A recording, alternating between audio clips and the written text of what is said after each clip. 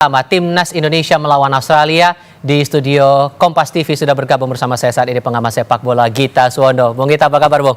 Baik. Kayaknya beda ya feel-nya. Karena terakhir yang kami cek itu informasinya sudah posisinya Australia unggul 3-0. 3-0. Ini sudah sesuai ekspektasi Anda, dan kalau membandingkan realitanya gimana tuh? Enggak ekspektasi. Apalagi dalam 10 menit awal kita sebenarnya menekan mereka ya. Artinya kita berani untuk keluar menyerang, kita berani untuk ball possession, kita dapat satu penalti. Momentumnya adalah pada saat kita tidak bisa melesakkan penalti itu jadi gol oleh Kevin Dix. Ini artinya saya tadi berpikir, kita terakhir cetak gol ke gawang Australia itu tahun 84. Setelah itu 41 tahun ya kita nggak cetak gol. Tadi saya pikir penalti itu akan jadi gol. Momentum untuk mengubah catatan. Momentum historis itu tidak terjadi, dan ini kemudian keadaannya berbalik jadinya. Pelan-pelan tapi pasti ada 2 corner langsung didapat oleh Australia. Setelah itu memang tidak jadi gol, tapi kemudian dari salah satu corner itu dicek oleh VAR, ada pelanggaran yang dilakukan oleh Nathan Choaon, mau nggak mau ya penalti, dan kemudian gol kedua itu adalah gambaran gimana, yaitu seperti kebiasaan kita, bukan hanya di zamannya Patrick Kluivert, di zamannya Sintayong juga. Pada saat untuk mengejar ketertinggalan kita keluar menyerang, lupa pertahanan, kita bertahan terlalu tinggi, dan gol kedua itu terjadi. Dan gol ketiga yaitu tadi defense yang tidak rapat seperti biasanya membuat para pemain Australia leluasa. Di kotak penalti 2 orang pemain bisa pegang bola tanpa tersentuh, dan kemudian diselesaikan oleh Irfan dengan sangat baiknya tadi untuk gol ketiga. Oke, ini sudah 3-0 sampai di menit 35 tadi yang saya perhatikan. Masih ada ruang tidak sebetulnya buat timnas kita buat mencoba unggul di babak kedua nanti? Kayak gini, kalau melihat kekuatannya adalah level kita kan sebenarnya secara kualitas sama, atau bisa dikatakan kalau sedikit Australia di atas kita. Agak sulit untuk mengejar ketertinggalan dengan level permainan, dengan level 2 tim yang sama, apalagi ketinggalannya 0-3. 0-2 itu adalah margin di mana tim kalau tidak hati-hati setelah unggul 2-0 akan bisa disamakan. Tapi kalau 0-3 jarang sekali itu terjadi. Pernah terjadi, tapi jarang dengan 2 tim yang kekuatannya kurang lebih sama seperti ini. Kedodoran kita di lini belakang nggak sih? Iya, lini belakang. Tapi kita kedodoran lini belakang karena suatu sebab, karena kita ingin main ball possession. Biasanya kan kita kan kompak di belakang, solid defense, kemudian counter. Ini yang kita tidak terjadi. Marcelino jarang sekali menguasai bola. Artinya bola-bola awalnya memang passing sempurna, tapi terakhir setelah kita ketinggalan kita crossing juga ujung-ujungnya yang kemudian mudah dipatahkan oleh Australia. Dan sulitnya adalah yaitu tadi mengejar ketertinggalan 3-0. Tapi kita harus mengejar ketertinggalan. Kalah nggak apa-apa asal kita bisa bikin gol. Karena dengan margin yang kita minus 6 sekarang, kita ada di urutan kelima udah sekarang. Artinya Bahrain yang belum main pun naik ke urutan ketiga, kemudian Arab Saudi naik ke urutan ketiga, Bahrain naik ke urutan keempat. Kita hanya ada di atas China yang golnya minus 10 kalau nggak salah. Kita sekarang sudah minus 6 dengan poin yang sama 6. Dan ini kita harus bikin gol, setidaknya 2 gol atau 1 gol untuk membuat margin kita tetap bisa bersaing dengan lawan-lawannya. Karena besar kemungkinan ya siapa yang lolos ke putaran keempat, ya kalau kita kalah ini kan lupakanlah untuk lolos langsung ke Piala Dunia. Tapi lolos ke putaran keempat kan masih ada, dan itu dengan margin gol yang harus bersaing dengan lawan-lawan lainnya. Artinya kita harus bikin gol untuk mengejar ketertinggalan margin gol itu tadi. Karena mungkin sebagian dari penonton kita juga berekspektasi dengan banyak pemain naturalisasi kita kan posisinya bisa lebih unggul begitu. Betul. Dengan membaca gol pertama di menit ke-17, gol kedua malah terjadi kurang 2 menit sebelum itu. Ada apa ini? Sebenarnya sederhana. Kita dapat penalti, kita tidak bisa manfaatkan. 10 menit kita bermain baik, terutama di sayap kiri. Dean James bagus tadi ya. Kemudian dari umpannya tadi datanglah pelanggaran untuk Rafael Struijk, sehingga kita dapat penalti. Penalti nggak masuk, momentumnya hilang. Kemudian kita kemasukan penalti dari sesuatu yang dicek oleh VAR. Itu kan apa ya, seperti ada drop dari para pemain. Kemudian gol kedua cepat sekali, kita ingin mengejar ketertinggalan, ya kita dipatahkan dengan serangan mereka yang itu kan tadi counter mereka sebenarnya yang luput dari jangkauan kita karena kita bertahan terlalu tinggi. Mitch Hilgers maupun Jay Isis bertahan terlalu tinggi. Ini resiko dengan main dengan 2 center back. Kalau main dengan 3 center back kan mau tidak mau ada center back ketiga yang akan ada di belakang untuk menangkis serangan itu. Melihat momentum yang seperti ini, ditambah lagi kalau kita ingat lagi di beberapa hari sebelumnya kan melihat timnas Australia, di netizennya Australia pun masih berkomentar kok pengganti 8 pemainnya malah seperti ini begitu. Betul. Dengan fenomena yang kita lihat sekarang, dengan penampilan yang ada di babak pertama ini, kan akhirnya jadi bertolak belakang begitu dengan ekspektasi. Dan ini golnya dicetak oleh 3 pemain tidak satu pemain, dan 3 pemain ini 2 diantaranya adalah pemain pengganti. Jadi ini kecuali Irvine tadi yang pemain inti mereka. Jadi ini gambarnya ya teledor di kita sebenarnya ya. Karena selama 10 menit toh kita bisa menguasai jalannya pertandingan, tadi bisa mengimbangi, artinya serangan silih berganti, lapangan tengah kita juga beberapa kali memenangkan duel di lapangan tengah, tapi setelah gol momentum yang kita tidak dapat tadi ya kita agak berantakan jadi di belakang. Masalah strategi ada yang salah di sini? Enggak, awalnya sih nggak salah ya, tapi sekarang benar-benar harus ganti strategi ya artinya. Mau tidak mau harus berusaha cetak gol lah seenggak-enggaknya. Sambil berpikir ke depannya gimana lawan Bahrain nanti, dan harus hati-hati juga terutama Martin Pas, Jay Itzes dan Calvin Verdong, karena mereka terkena ancaman kartu kuning dan tidak bisa main lawan Bahrain kalau kena kartu kuning di sini. Oke, mempelajari pertandingan sekarang yang ditangani langsung oleh Kluivert, dan kalau kita bandingkan di era STY, ada yang terlihat nggak nih kira-kira menurut Anda, Bung Git? Yang tidak terlihat adalah defense kita yang kompak waktu zamannya STY. Memang kalau kita lihat gayanya pelatih Kluivert kan memang dia tidak mau bertahan ya. Pegang Curaçao aja kan dia nyerang gitu loh.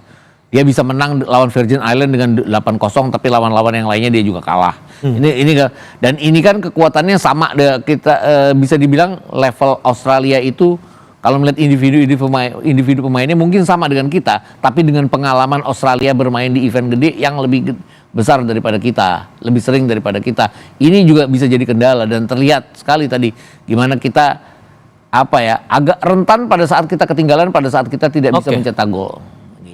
Oke, kita sekarang juga sambil menunggu laporan langsung dari tim kita yang juga berada di Sydney Football Stadium.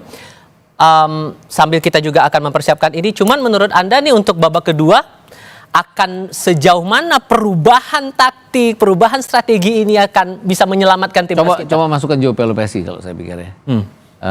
Oleh Romeni kan juga tidak banyak dapat bola tadi ya. Pasti akan tetap dipertahankan, tapi mau tidak mau ya coba Septian Satria Bagaskara, mau nggak mau, karena dia pemain pengganti, dia sudah cetak 7 gol, 1 assist, 6 gol diantaranya datang pada saat dia jadi pemain pengganti. Ya layak dicoba lah, mau nggak mau. Udah nothing tulus lagi ya 0-3 ini. Jangan tambah kemasukan, tapi harus berusaha untuk memperkecil ketinggalan, karena margin perbedaan gol itu yang akan menjadi penentu siapa yang lolos ke putaran keempat. Ini udah sulit untuk masuk ke putaran untuk langsung lolos ke Piala Dunia. Karena Australia sudah 10 poin kalau mereka menang sekarang ya. Walaupun ini baru babak pertama, belum berakhir. Tapi ketinggalan 3 gol rasa-rasanya ya terlalu aja Australia kalau sampai sampai harus samain. Tapi nanti kita akan coba diskusikan lagi lebih lanjut. Sekarang saya mau ajak Anda untuk bergabung, saudara, ke Sydney Football Stadium. Dan di sana sudah ada Nero Leo, perwakilan Garuda Indonesia Football Fans, yang ikut nonton langsung di sana. Bung Nero, terdengarkah suara Tifal di sini? Ya, terdengar Bang Tifal. Apa kabar semuanya, teman-teman yang ada di Indonesia? Tolong ceritakan kepada kami yang ada di Jakarta ini, suasananya setelah melihat pertandingan babak pertama di sana. Cerita lebih banyak dari sana, Bung. Aduh, luar biasa, ini sangat penggemar timnas Indonesia yang masuk ke stadion ini, lebih dari 5.000 penonton yang tergabung dalam Garuda Australia maupun fans timnas yang langsung datang dari Jakarta. Begitu gol Kevin Dix gagal menyentuh tiang gawang, kekecewaan terlihat dari seluruh penggemar timnas. Lalu kemudian terjadi gol pertama, gol kedua, dan bahkan gol ketiga yang sama sekali di luar daripada prediksi para penggemar timnas yang menyaksikan langsung pertandingan pada malam hari ini. Tentu sangat lemas di kiri kanan saya maupun di bagian belakang, sangat kelihatan bahwa mereka begitu kecewa melihat pertandingan babak pertama ini berlangsung, yang mana Indonesia dengan formasi 3-4-1-2 yang diterapkan Coach Patrick ini sepertinya belum mampu menjawab harapan daripada penggemar timnas Indonesia. Unek-unek dari para penonton yang ada di sana, terutama pendukung timnas, apa-apa saja suara mereka, Bung? Aduh, ini luar biasa. Ini mereka sangat kecewa, tentu sedih di babak pertama dengan rentan waktu yang tidak terlalu lama. Bisa terjadi 3 gol yang sepertinya gol itu bukan gol-gol yang susah ya, selain penalti tadi.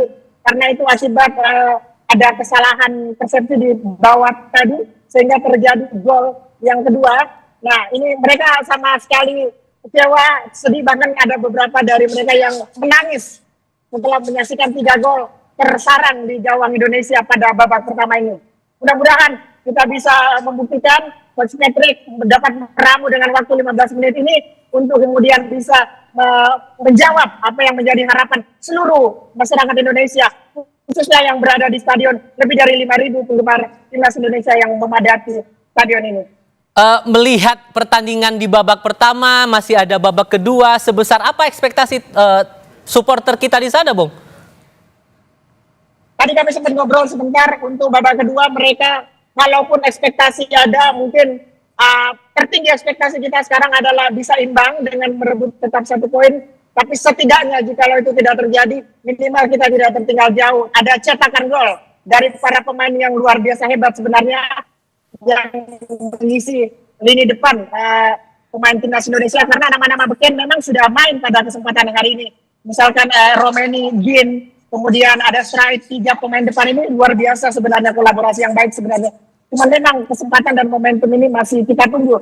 Semoga di sisa 45 menit babak kedua nanti mereka bisa menyusun strategi yang lebih tajam, dan harapan teman-teman di sini serang saja, menyerang, karena apapun ini sudah 3-0. Harapan mereka minimal ada gol, 1 atau 2 gol bisa tersarang di Allianz Sydney Stadium ini.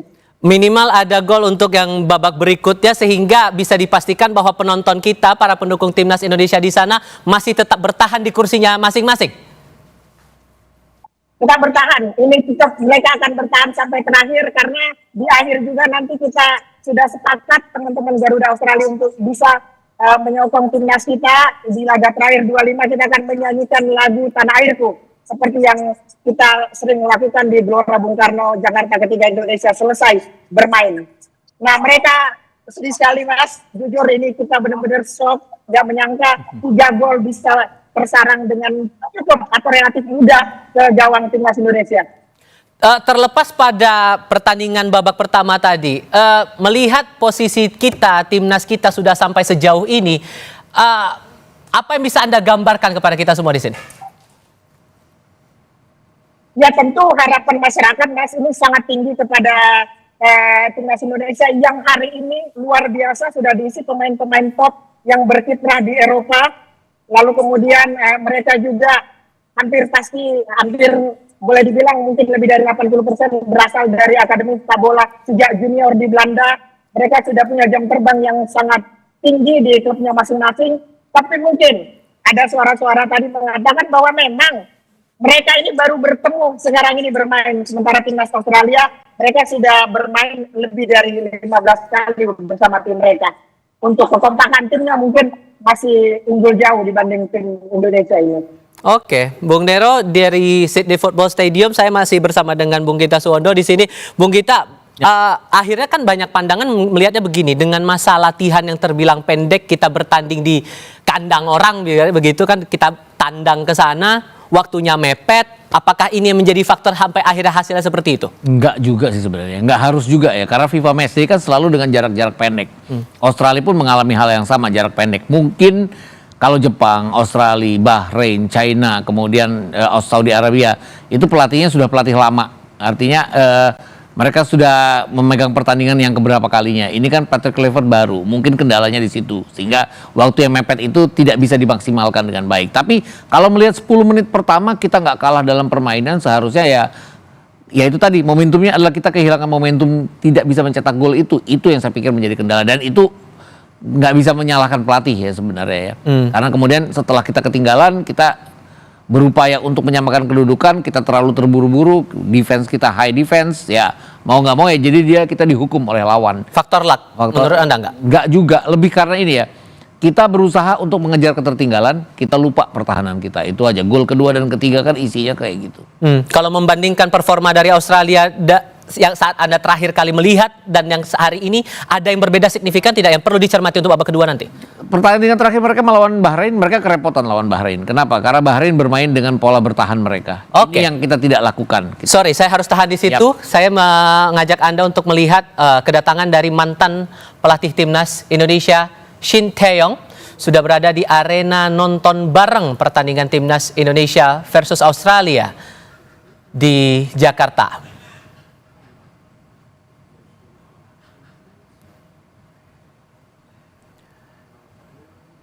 yang juga menarik untuk dicermati nanti adalah sejauh mana Coach Shin Tae-yong ini merespons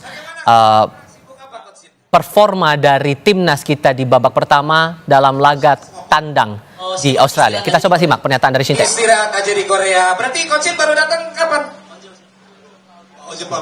Semalam baru sampai. Baru sampai tadi malam. Nanti juga tanggal 25 juga ya?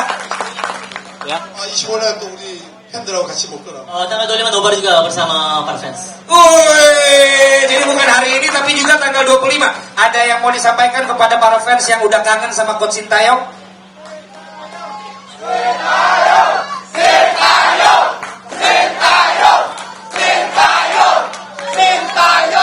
네, 감사합니다.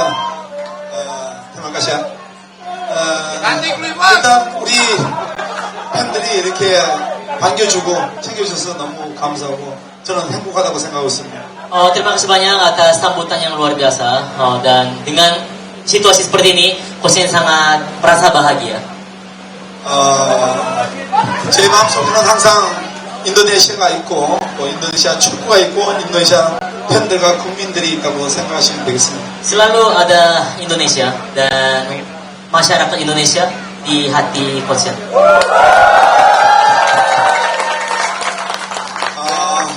일단 우리 인도네시아 대표팀이 전반에 아쉽게 3대0으로 치고 있지만 후반 45분이 남아있고 앞으로도 또 3경기가 더 남아있기 때문에 다 같이 한 뜻으로 또 45분을 열렬히 응원하며 좀 더 좋은 결과가 나오지 않을까 생각하고 있습니다. Memang 45 menit tadi sayang sekali hasilnya 0-3, tetapi masih ada sisa 45 menit lagi dan juga masih ada 3 pertandingan lagi ke depan.